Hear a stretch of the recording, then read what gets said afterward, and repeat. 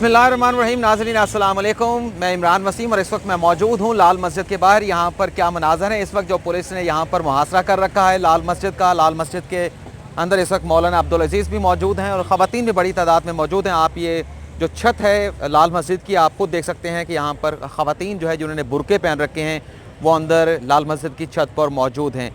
इस पर भी डिटेल में आज में डिस्कस करेंगे कि ये बात कहाँ तक पहुँची है। मुज़ाकरात मौलाना अब्दुल अज़ीज़ के साथ कामयाब हुए हैं, यानी उस पर भी बात करेंगे। इसके अलावा आज की इस वीडियो में हम बात करेंगे जो चीनी का बहरान इस वक्त चल रहा है। इस चीनी के बहरान को देखते हुए सुप्रीम कोर्ट में भी एक मुकदमा है शुगर मिलों से मुतल्लिक, उसे भी समाअत के लिए जो है वो मुकर्रर कर दिया गया है। उस पर भी बात करेंगे और जो वज़ीर आज़म इमरान खान की जानिब से जो महंगाई की सूरत हाल है उस पर भी बात करेंगे। वो भी वज़ीर आज़म इमरान खान की जानिब से कहा कि अपने काबीना के जो इजलास मंगल को होने वाला है उसमें बड़े अहम फैसले जो है वो उनकी जानिब से लिए जाएंगे। पहले आपको ये यहाँ पर मनाज़िर दिखा देते हैं। ये लाल मस्जिद आप देखेंगे और लाल मस्जिद की छत पर ख़वातीन जो है वो काफ़ी बड़ी तादाद में मौजूद हैं जिन्होंने बुरके पहन रखे हैं, उन्होंने पर्दा कर रखा है, चेहरे अपने जो है वो छुपा रखे हैं। और इसके साथ साथ मर्द हजरात भी यहाँ पर मौजूद हैं जो थोड़ी देर पहले यहाँ पर नारा तकबीर जो है उसके नारे लगा रहे थे। और उसके साथ साथ ये भी कहा जा रहा था कि गाज़ी तेरे खून से इनकलाब आएगा। और ये जो गाज़ी तेरे खून से इनकलाब का नारा उनकी जानिब से लगाया गया है। जब 2007 में यहाँ पर लाल मस्जिद में ऑपरेशन किया गया तो मौलाना अब्दुल रशीद गाज़ी जो उस वक्त लाल मस्जिद में मौजूद थे और जो फिर उसमें ऑपरेशन हुआ, उस ऑपरेशन में वो जाँ बहक हुए थे, हलाक हुए थे, तो उनके हवाले से ये नारे लगाए जा रहे हैं कि गाज़ी तेरे खून से इनकलाब आएगा। तो ये यहाँ के हालात हैं। ये खारदार तारें यहाँ पर लगा दी गई हैं। ये खारदार तारें आप देख सकते हैं। पुलिस की नफरी यहाँ पर मौजूद है, यहाँ पर बैठे हैं पुलिस के एहलकार भी और उसके साथ साथ एंटी टेररिस्ट स्क्वाड के जो लोग हैं सिक्योरिटी के, वो भी यहाँ पर मौजूद हैं। और ये सिर्फ यहाँ पर नहीं, पूरी जो लाल मस्जिद है यहाँ पर जो जी6 का जो इलाका है यहाँ पर भी, इसके पीछे भी यहाँ पर जो है पूरी खारदार तारें हैं। पूरा जो है इसे चुका जो है वो लाल मस्जिद का यहाँ पर मुहासरा जो है वो यहाँ पर किया हुआ है। ये देखें ख़वातीन यहाँ पर मौजूद हैं। ये जो जिस जगह पर लाल मस्जिद मौजूद है आपको ये भी बता देते हैं नाजरीन, इसके आगे वो कनातें लगाई गई हैं, उससे आगे सस्ता बाज़ार है। हर अतवार के रोज़ यहाँ पर सस्ता बाज़ार लगता है, लेकिन अब ये रास्ता, ये सड़क जो है वो सस्ता बाज़ार को जाने वाली बंद कर दी गई है। उसके साथ जो एक दूसरी सड़क है जो दूसरी तरफ से ट्रैफ़िक आने वाली है, सिर्फ वही ट्रैफ़िक के लिए खुली है। इसी तरफ से ट्रैफ़िक जो है वो आ भी रही है, जा भी रही है।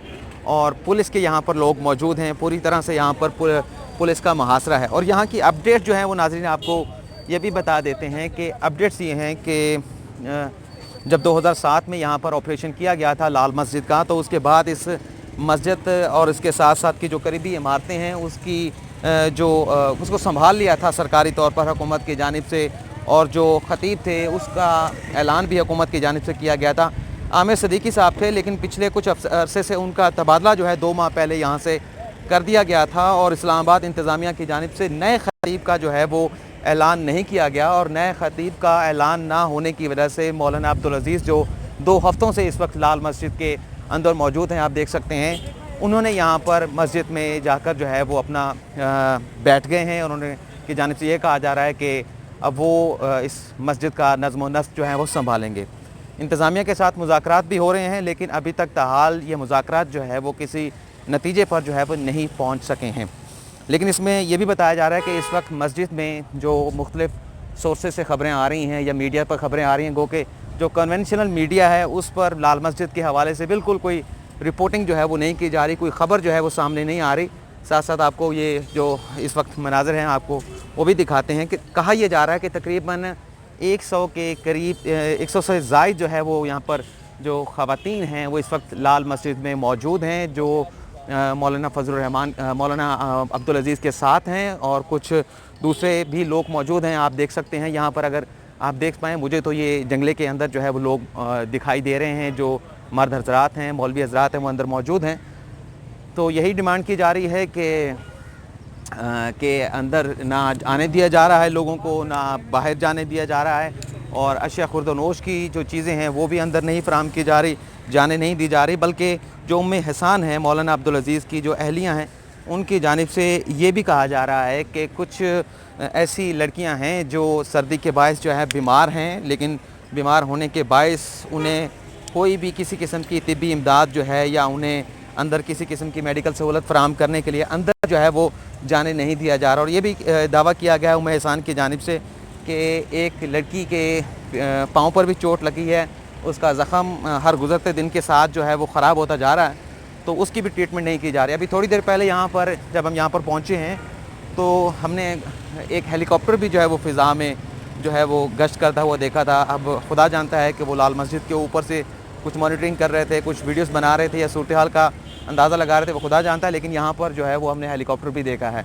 तो सूरत हाल ये है नाज़रीन कि मुकम्मल तौर पर इसे सील कर दिया गया है। इसके गेट को वो सामने अगर आप देख पाएँ, वो सामने गेट है मरकज़ी जामा मस्जिद लाल मस्जिद इस्लामाबाद, उसको कनातें लगाकर जो है वो बंद कर दिया गया है। तो ये सूरत हाल है और इनकी जानिब से यही बात है कि एक तो जामा हफ्सा का जो H11 का प्लॉट है उस पर इंतज़ामिया जो है वो कब्ज़ा करना चाहती है, जबकि सुप्रीम कोर्ट की जानिब से ये अहकाम जारी किए गए थे कि ये जो प्लॉट अलाउट किया गया है इसकी मलकियत इन्हें नहीं दी जा सकती। इन्हें यहाँ पर आप एकोमोडेट ज़रूर करें, लेकिन ये मलकियत जो है और उसका जो कंट्रोल है या इंतज़ाम है वो इस्लामाबाद के पास होना चाहिए। बल्कि मौजूदा जो चीफ़ जस्टिस हैं गुलजार अहमद, उनके जानिब से बड़े सख्त अहकाम जो है वो जामा हफ्सा और लाल मस्जिद के हवाले से जारी किए गए थे, बल्कि जो पटिशन थी उसे भी खारिज कर दिया गया था।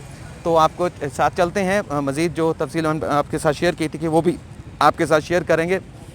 ये आप देख सकते हैं कि पुलिस के हज़रात यहाँ पर मौजूद हैं, पुलिस के अफसरान यहाँ पर मौजूद हैं जो सारी सूरत हाल की यहाँ पर निगरानी किए हुए हैं। ये पुलिस की वैन्स और सिर्फ मर्द पुलिस सिक्योरिटी एहलकार मौजूद नहीं है, ख़वातीन पुलिस की एहलकार भी यहाँ पर मौजूद हैं।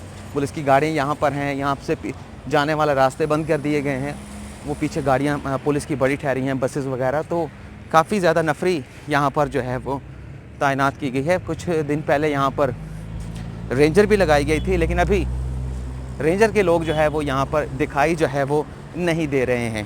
तो दूसरी जो खबर मैंने आपको बताया था कि चीनी के बहरान के हवाले से, ये इस वक्त चीनी का बहरान नाज़रीन आपको मालूम है कि तकरीबन 90 रुपये किलो चीनी जो है वो इस वक्त मार्केट में दस्तयाब है, जो कभी 55 रुपये 60 रुपये किलो हुआ करती थी।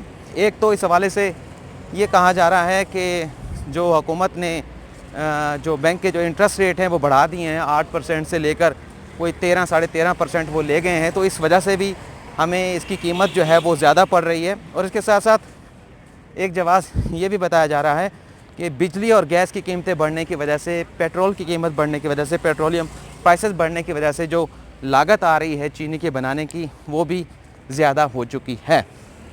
लेकिन अब एक सुप्रीम कोर्ट में एक मुकदमा है चीनी के हवाले से, शुगर मिलों के हवाले से। चीफ जस्टिस ऑफ पाकिस्तान ने उस मुकदमे को समाअत के लिए जो है वो मुकर्रर कर दिया गया है।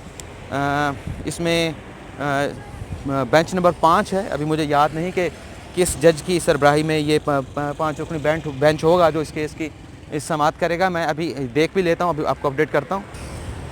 जी बिल्कुल, जस्टिस मकबूल बाकर, जस्टिस याया अफरीदी और जस्टिस काजी अमीन पर मुश्तमिल ये 3 रुकनी बेंच है जो इस केस की आइंदा हफ्ते समाअत करने जा रहा है। इसमें चीनी की कीमत पर तो बात होगी, लेकिन सबसे जो अहम मामला है उसमें यह है कि इन पंजाब की ऐसी शुगर मिलें हैं और उसके साथ साथ सिंध की ऐसी शुगर मिलें हैं जिन्होंने बैंकों से अरबों रुपए के, करोड़ों रुपए के लोन्स ले रखे हैं, लेकिन वो लोन्स जो हैं वो वापस नहीं किए जा रहे। तो इन बैंकों की जानिब से जिन्होंने कर्ज़े दे रखे हैं इन शुगर मिलों को, सिंध में, पंजाब में और खैबर पख्तूनख्वा में, उन्होंने सुप्रीम कोर्ट ऑफ पाकिस्तान में दरख्वास्तें दायर की हैं। और इन बैंकों में नेशनल बैंक ऑफ पाकिस्तान भी शामिल है जो कि कौमी बैंक है पाकिस्तान का, सबसे पहला आप बैंक भी कह सकते हैं, सरकारी बैंक।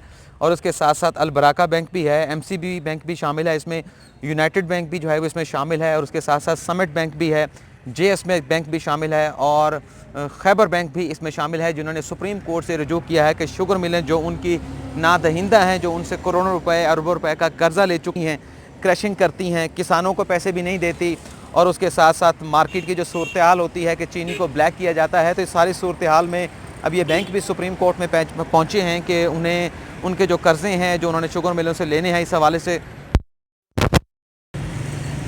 तो जो बैंक्स हैं, जो शुगर मिलें हैं जिनके नाम इस कॉज लिस्ट में आए हैं जो सुप्रीम कोर्ट में मुकदमा लगाया गया है, उसमें एक तो पत्तों की शुगर मिल है और उसके साथ साथ दूसरी जो शुगर मिल है वो ब्रदर शुगर मिल है। इनके तो नाम काज लिस्ट में लिखे गए हैं, लेकिन बाकी जो शुगर मिलें हैं उनके नाम नहीं लिखे गए, उस क्योंकि जो बाकी बैंक्स हैं उन्होंने जो फ़रीक बनाया है अपने मुकदमे में वो मरकज़ी फ़रीक बनाया गया है, शुगर केन कमिश्नर को बनाया गया है।